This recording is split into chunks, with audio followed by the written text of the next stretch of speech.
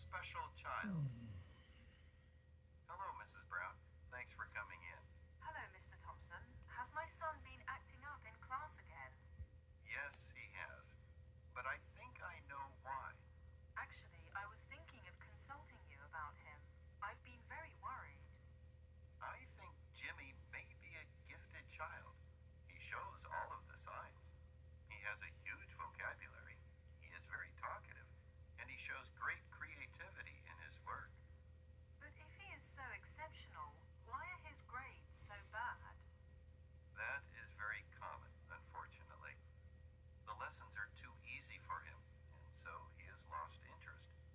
Meanwhile, he is mentally a teenager, but emotionally just a small child. He intimidates the other children, and so they tend to pick on him. Instead of backing off, he loses his temper. To be honest, it had crossed my mind before that he might be gifted. I can assure you that he has singular abilities, and I am optimistic that if we and you try to challenge him more, he will start to settle down. Still, I don't think I'll tell him what you said. He is conceited enough already. Hello, Mrs. Brown. Thank you for coming in. Hello, Mr. Thompson. Has my son been acting up in class again? Yes, he has, but I think I know why. Actually, I was thinking of consulting you about him. I've been very worried. I think Jimmy may be a gifted child. He shows all of the signs. He has a huge vocabulary. He is very talkative, and he shows great creativity in his work. But he is so exceptional. Why are his grades so bad?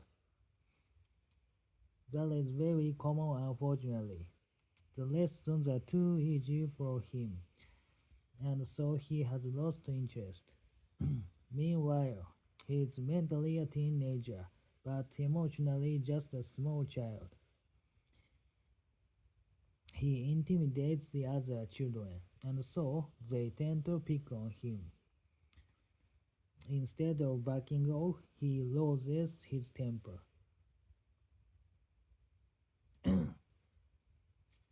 To be honest, it has crossed my mind before that he might be gifted. I can assure you that he has singular abilities, and I'm optimistic that if we and you try to challenge him more, he will start to settle down. Still, I don't think I'll tell him what you said. He's conceited enough already.